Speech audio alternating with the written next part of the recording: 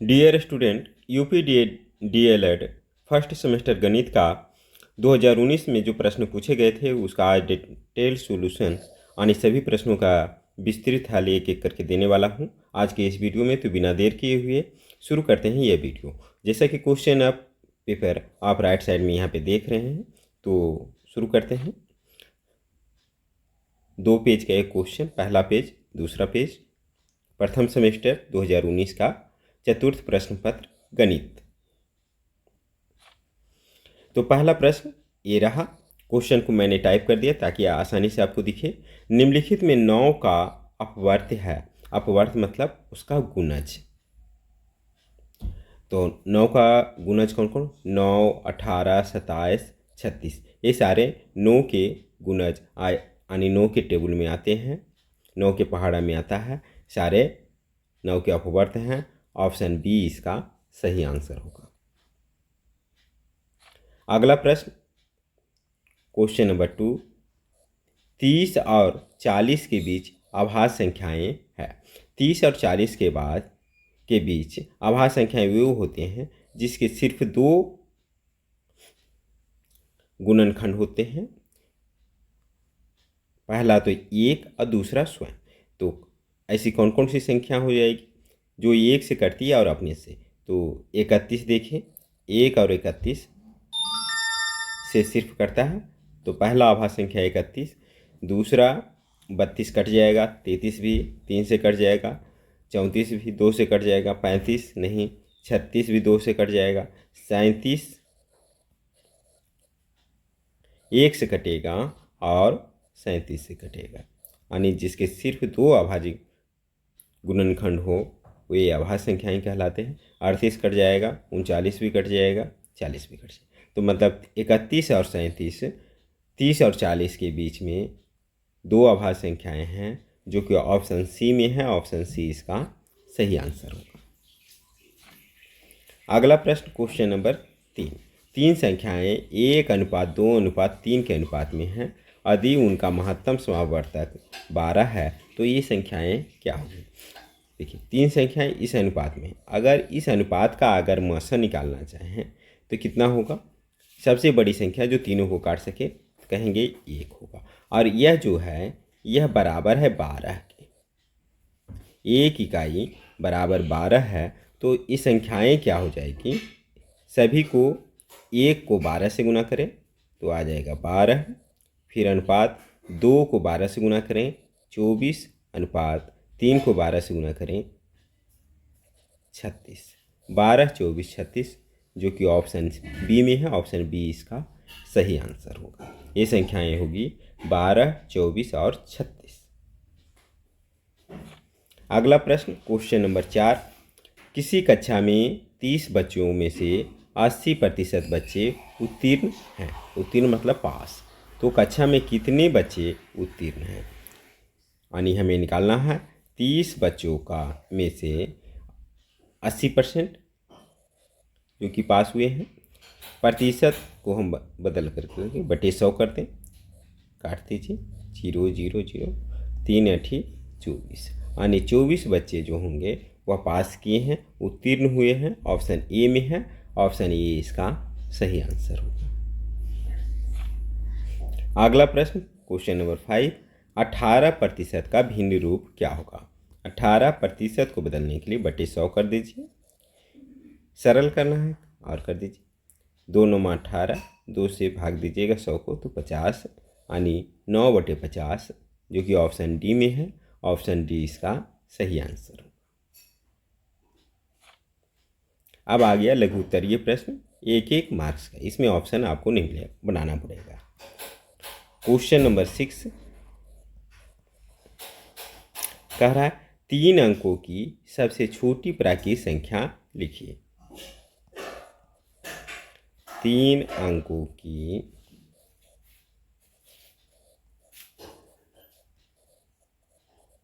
सबसे छोटी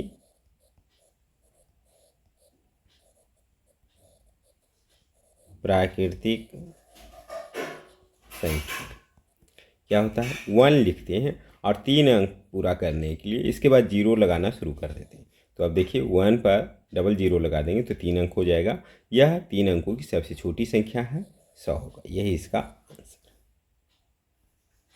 अगला प्रश्न क्वेश्चन नंबर 7, 35 सेंटीमीटर व्यास वाले वृत्त का परिमाप ज्ञात कीजिए।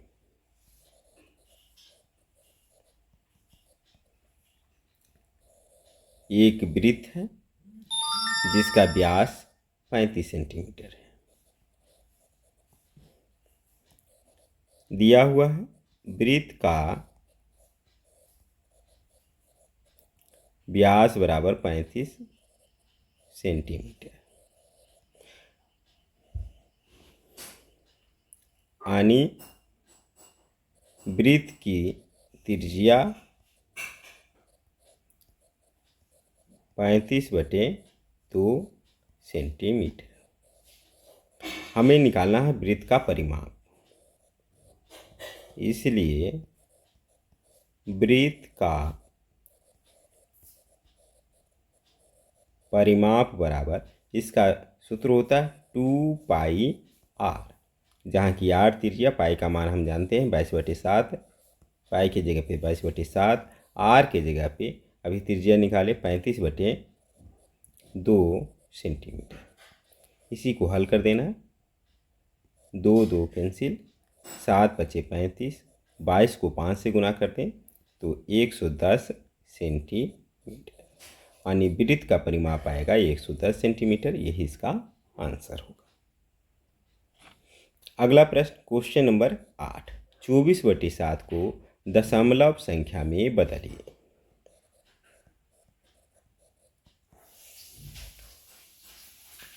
चौबीस को 7 से भाग देना है, 7 या 21, 3 बार में 3 दशमलव लगेगा, 0 7 चौक 28,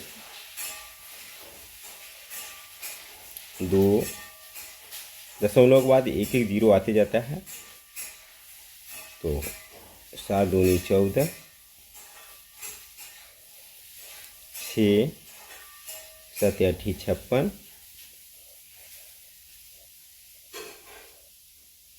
7 बचे 35,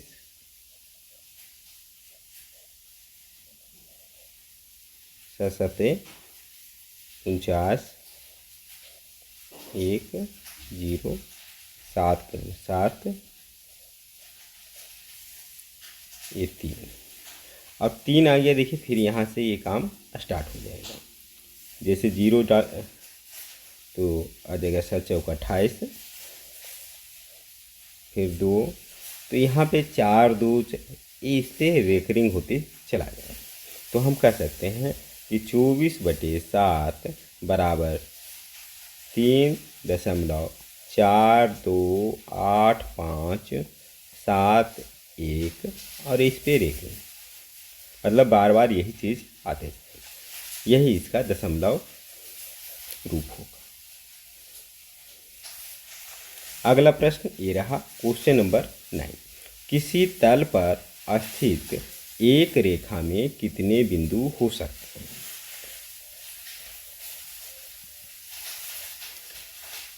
एक रेखा है और इसमें कितने भी 1 2 3 और सटा सटा करके लिखिए, ठीक है।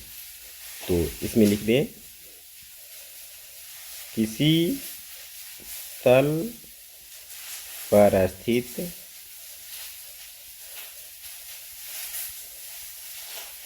एक रेखा में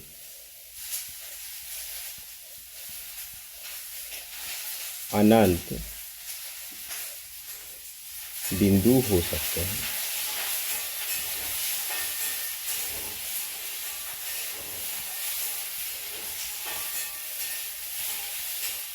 यही इसका आंसर होगा। लाइन भी खींच दीजिए, साथ में लिख दीजिए अनंत बिंदु। अगला प्रश्न ये रहा क्वेश्चन नंबर 10, कौन सा अनुपात बड़ा है, 2:3 और 5:8।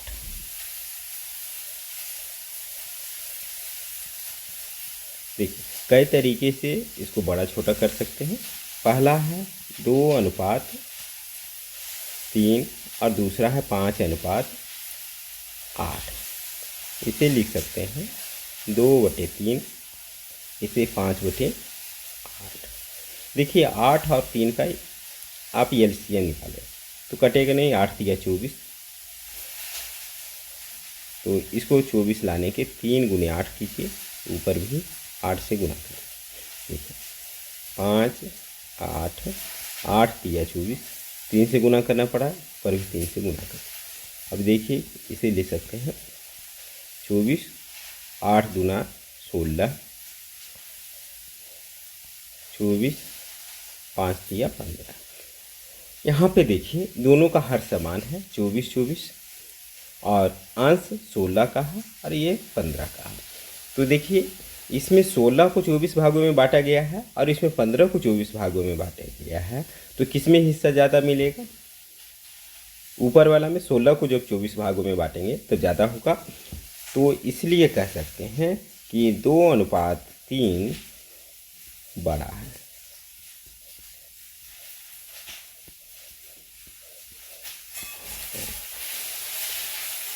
इसको दूसरे तरीके से भी बना सकते हैं, आंसर यही आएगा, 2:3 बड़ा होगा। अगला प्रश्न क्वेश्चन नंबर 11। एक दुकानदार के पास 60 कप थे, 40 कप बिक गए, कुल कितने प्रतिशत कप बिके?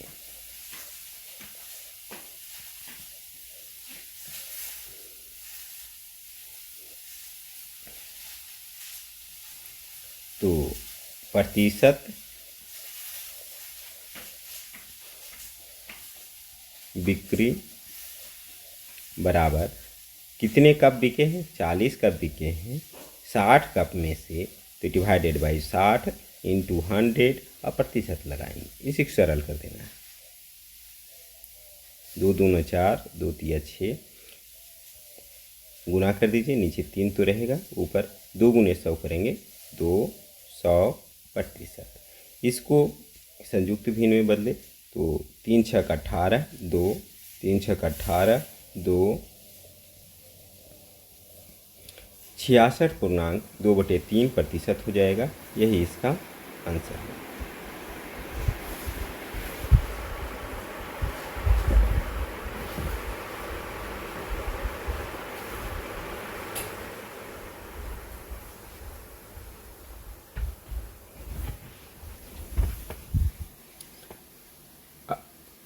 अगला प्रश्न लघुत्तरीय प्रश्न, ये 2 नंबर का अब शुरू हो गया है। Question number 12। इतना का मान ज्ञात कीजिए। सरल करना है। सबसे पहले व्यंजक लिख लीजिए, 18 -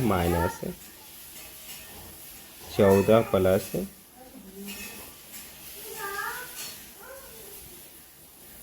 18 - 5 बड़ी ब्रैकेट बंद। तो सबसे पहले छोटी ब्रैकेट का काम करेंगे। 18 - 5,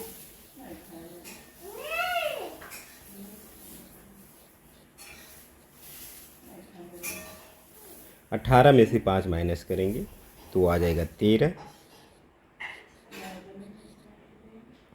अब मिडिल ब्रैकेट का काम करेंगे, बाकी लिख देते हैं 14। 16 में से 3 माइनस करेंगे, 13 माइनस करेंगे तो 3 बचेगा। 18 माइनस 14 प्लस 3 करेंगे 17। 18 में से 17 माइनस होगा 1। यही इसका आंसर होगा। अगला प्रश्न क्वेश्चन नंबर 13। पटरी और प्रकार की सहायता से 60 डिग्री का कोण बनाइए। देखिए ये पटरी है, जिसे स्केल भी कहा जाता है, कंपास या इसे हिंदी में प्रकार कहा जाता है। तो इन दोनों की मदद से 60 डिग्री का कोण बनाना है। आसान सा है। पटरी की सहायता से एक लाइन खींचिए, जहाँ पे भी आपको बनाना है उसका नामकरण कर दी। मान लीजिए कि ए बिंदु यहाँ पर है। तो अब प्रकार की सहायता से, इसकी सहायता से देख रहे हैं एक लोहे का नोक, एक तरफ पेंसिल की नोक है।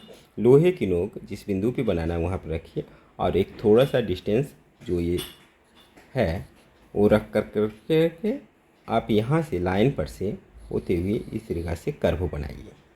बनाने के बाद क्या कीजिए, फिर अब लोहे की नोक यहाँ पे पॉइंट पे, इस पॉइंट पे रखिए, लाइन पे जहाँ से कटा था, और इस कर्व को काट दीजिए। जहाँ पे कटेगा उसे स्केल यानी पटरी से मिलाते हुए ए बिंदु से मिला दें। तो ये जो कोण का निर्माण होगा वो 60 डिग्री का। सभी काम इसमें पेंसिल से करना है, मैं पेन से कर रहा हूँ। ठीक है, समझाने के लिए आपको इन्हीं दोनों की मदद से करना है। ठीक है, तो ये जो कोण बन गया ये 60 डिग्री का होगा। यही बनाने के लिए कह रहा था कि 60 डिग्री का कोण बनाइए। तो यहाँ पर कोण ए बराबर 60 डिग्री, यही बना। अगला प्रश्न, क्वेश्चन नंबर 14। राम ने 300 रुपया में एक रेडियो खरीदा। वह उसे कितने रुपयों में बेचे कि उसे 20% का लाभ हो। यहाँ पे देखिए, रेडियो का क्रय मूल्य दिया हुआ है 300 रुपया, और प्रतिशत लाभ हो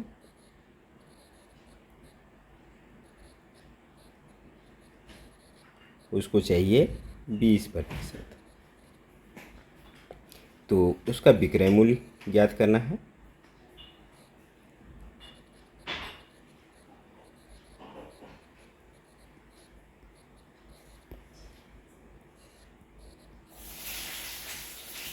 विक्रय मूल्य बराबर हम जानते हैं क्रय मूल्य, अगर लाभ हो रहा है तो हम करेंगे 100 प्लस प्रतिशत लाभ बटे 100। इसी फॉर्मूला पे हम रख करके आंसर निकालेंगे। तो क्रय मूल्य यहाँ पे दिया हुआ है 300 रुपया, 100 प्लस 20% बटे 100, इतना रुपया। 00 00 कैंसिल, 3 गुने 100 प्लस 20 कर देंगे 120 रुपये, गुना कर दें ये आ जाएगा 360 रुपये। यही उसका विक्रय मूल्य होना चाहिए। अगला प्रश्न, क्वेश्चन नंबर 15।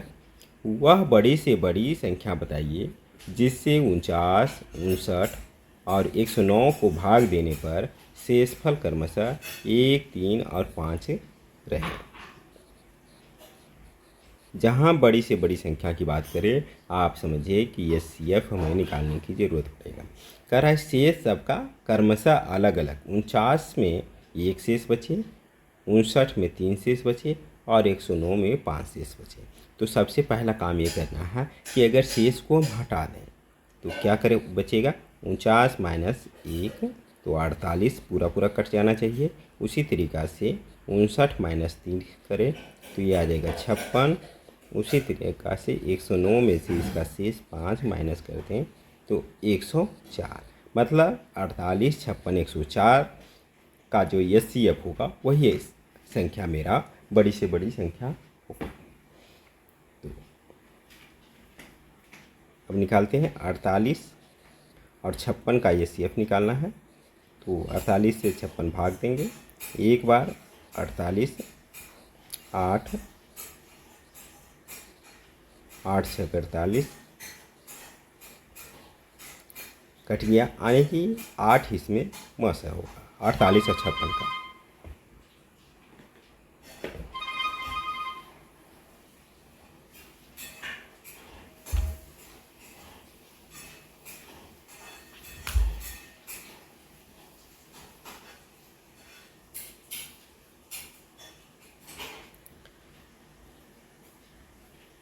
तो 8 और 104 का हम निकालेंगे।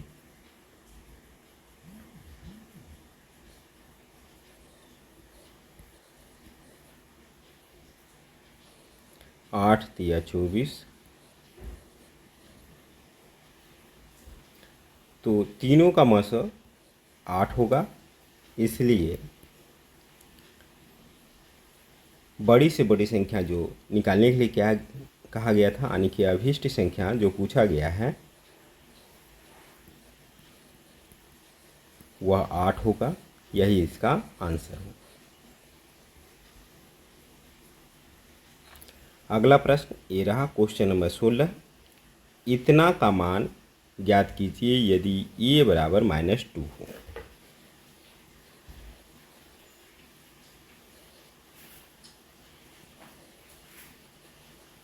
दिया है a बराबर -2, हमें मान इतना का निकालना है 5a² + 4a -2। तो अब देखिए a की जगह पे -2 रखना है।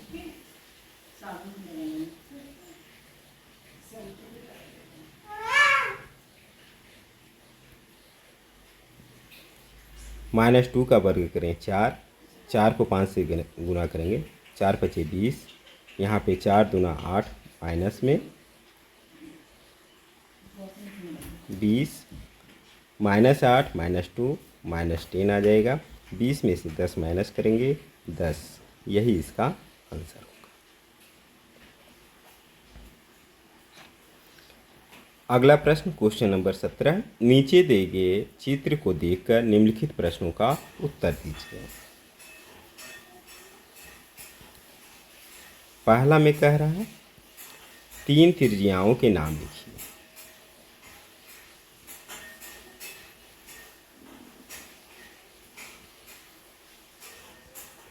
तो 3 त्रिज्याएं जो होता है केंद्र से परिधि को मिलाने वाला रेखा होता है।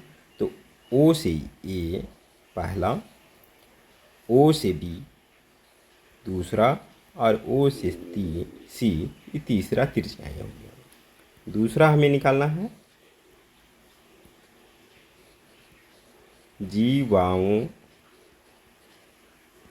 जीवा निकालना। तो परिधि से परिधि तक मिलाने वाली रेखा जीवा कहलाता है। तो पहला AB, दूसरा B से C और तीसरा A से C।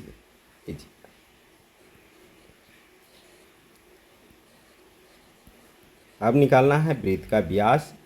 परिधि से परिधि को मिलाने वाली रेखा जो केंद्र से होकर के जाती है वह जीवा कहलाती है। तो AC जो है वह व्यास होगा और व्यास जो होती है सबसे बड़ी जीवा होती है। तो देखिए जीवा में भी आया है और व्यास में भी आया है। चौथा वृत्त का केंद्र,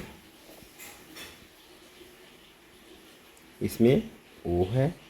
तो ये सारे प्रश्नों का आंसर हो गया। इस तरीक़ा से आंसर आपको बताना। अंतिम प्रश्न क्वेश्चन नंबर 18। सलमा अपनी बहन रेशमा से 10 वर्ष बड़ी है। 4 वर्ष पहले सलमा की आयु रेशमा की आयु की 2 गुनी थी। सलमा और रेशमा की वर्तमान आयु ज्ञात कीजिए।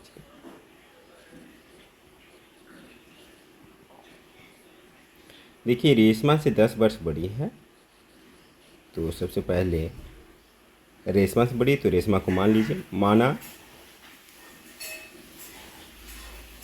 रेशमा की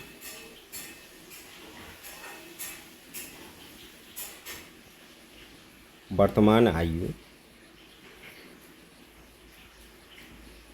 बराबर x वर्ष। इसलिए कह रहा है सलमा रेशमा से 10 वर्ष बड़ी, इसलिए सलमा की वर्तमान आयु x से 10 वर्ष ज़्यादा, यानी x + 10 वर्ष हो जाएगी। अब प्रश्न से कह रहा 4 वर्ष पहले सलमा की आयु क्या होगा। सलमा के 4 वर्ष पहले x, अभी ये x + 10 वर्ष है, तो 4 वर्ष पहले -4 वर्ष होगा। ये सलमा की आयु रेशमा की आयु की दुगनी थी। तो रेशमा की आयु उसमें भी 4 वर्ष पहले x से 4 कम था, इसका दुगनी है। तो इसे आप सरल कर दीजिए। तो x + 10 - 4 यानी +6 आ जाएगा। इधर 2x - यक्स को एक तरफ ले आए तो आ जाएगा -2x प्लस x बराबर -8 -6। लिख सकते हैं -x इक्वल टू -14, जिससे आ जाएगा x बराबर 14 वर्ष। यानी रेशमा की वर्तमान आयु मिली है मुझे, x का मान इतना, इसलिए सलमा की वर्तमान आयु x प्लस 10 यानी x का मान 14 प्लस 10 वर्ष यानी 24 वर्ष आ गया सलमा की आयु। एवं रेशमा की वर्तमान आयु x माने थे और इसका मान 14 वर्ष। तो 14 वर्ष और 24 वर्ष यही दोनों आंसर होगा। सलमा और रेशमा की वर्तमान आयु ज्ञात कीजिए। सलमा का 24 वर्ष, रेशमा का 14 वर्ष। इसी के साथ वीडियो समाप्त, क्वेश्चन समाप्त, वीडियो समाप्त। वीडियो अच्छा लगे तो लाइक, शेयर एंड सब्सक्राइब करना ना भूलें।